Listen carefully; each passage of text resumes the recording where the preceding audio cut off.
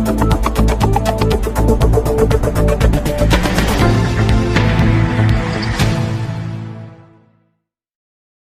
की मीटिंग के अंदर बहुत अहम मुद्दे रखे गए हैं।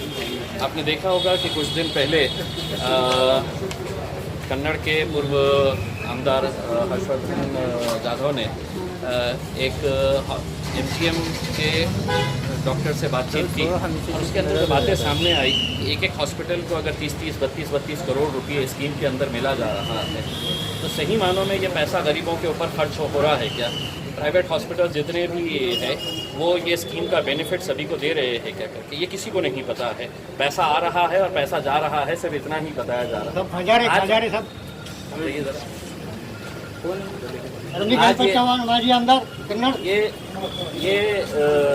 ये मुद्दे को लेकर मैंने ये मांग किया है कि जितने भी पेशेंट्स को ये स्कीम के तहत पैसा पहुंच रहा है, इसका बेनिफिट मिल रहा है, इसका पूरी डिटेल्स ऑनलाइन है तो डालना चाहिए। ये इम्तियाज़ जलील घाट एमजीएम हॉस्पिटल में या बजाज हॉस्पिटल या दूध हॉस्पिटल के अंदर एडमिट हुआ, उसको ये स्कीम के ऊपर है तो 50,000 रुपये का बेनिफिट मिला है, पूरे डिटेल्स के साथ, उनके कॉन्टैक्ट एड्रेस के साथ। इनका यहाँ पे जो एमजेपीजेवाई का है, उन्होंने कहा कि नहीं, सरकार का कानून ये कहता है कि हम पेशेंट्स का डिटेल है तो बता नहीं सकते हैं। यानी कि इसका मतलब कि स्कीम इस तरह से बनाई गई कि सरकारी अधिकारी भी खुश रहे, प्राइवेट हॉस्पिटल्स भी खुश रहे और सिर्फ गवर्नमेंट पेशेंट जो है वो पेशेंट को फ़ायदा नहीं मिले। ये कोई नेशनल सीक्रेट नहीं है कि जिसके तहत है तो आप पेशेंट्स की जानकारी नहीं दिखा रहे। पेशेंट को क्या बीमारी है ये आप छुपाइए कि पेशेंट को एड्स है या HIV है, ये है, ये इससे हमें इंटरेस्ट नहीं है।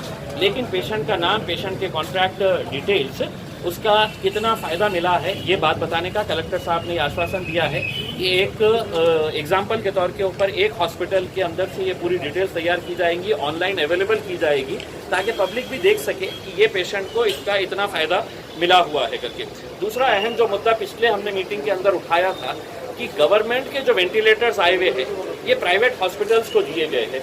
यानी कि देखिएगा आप कि एमजीएम हॉस्पिटल को 10 वेंटिलेटर्स दिए हैं, एपेक्स को 2 हॉस्पिटल, मानिक हॉस्पिटल को 3 वेंटिलेटर्स दिए हैं, वायस खेड़कर हॉस्पिटल को 5 वेंटिलेटर्स दिए हैं, सावंगीकर हॉस्पिटल को 2। 60 हॉस्पिटल सिविल हॉस्पिटल के अंदर आए थे, 60 वेंटिलेटर्स सिविल हॉस्पिटल के लिए आए थे। उसमें से सिविल हॉस्पिटल ने सिर्फ अपने पास 7 रखा और बाकी है तो पूरे प्राइवेट हॉस्पिटल्स के अंदर बांट दिया।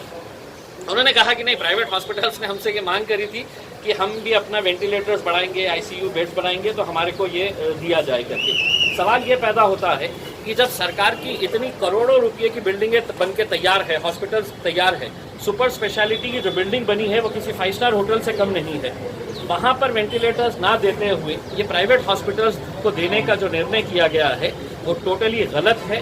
प्राइवेट हॉस्पिटल्स पैसा लेते हैं पेशेंट्स से, प्राइवेट हॉस्पिटल्स गवर्नमेंट की स्कीम इम्प्लीमेंट करते हैं, दूसरे बेनिफिट्स उनको मिलते हैं, लेकिन अपने पास महज 7 बेड वेंटिलेटर्स रखना और बाकी के पूरे खैरात के तरह बांट देना, तो फिर सवाल ये पैदा होता है कि आपने इतनी जो चीख के मांग की थी कि हमारे पास वेंटिलेटर्स नहीं है, मैंने खुद ने अपने पैसों से, हमारे खासदार निधि के अंदर से मैंने 6 वेंटिलेटर्स घाटी को दिया। मुझे अगर पता रहता था कि मतलब अगर ये खैरात बांट रहे हैं पूरे प्राइवेट हॉस्पिटल्स को तो मैं देता नहीं था। लेकिन ये है कि वेंटिलेटर्स आ गए हैं, अब उसका सही तरीके से इस्तेमाल नहीं हो रहा है, ये बारे में बात हुई है। दूसरा, औरंगाबाद के अंदर जितने भी टाइपिंग सेंटर्स हैं, ये टाइपिंग सेंटर्स को खोलने के लिए हम सब ने है तो मांग उठाई है।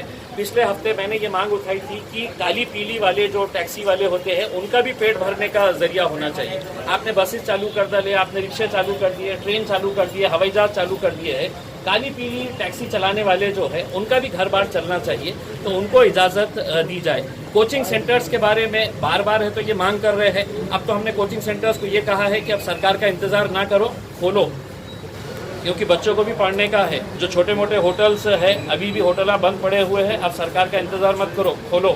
क्या होगा ज़्यादा से ज़्यादा आपको, जो सरकार अंधी बहरी बन के बैठी हुई है, जिसको कहीं पर कोई नज़र नहीं आ रहा है कि इनका भी पेट भरना है, तो आप पूरी तरह से अपना जो भी नियम है वो नियमों का पालन करो और अपने कारोबार धंधे जो है सब खोलिएगा। इम्तियाज़ जलील है आपके साथ खड़े।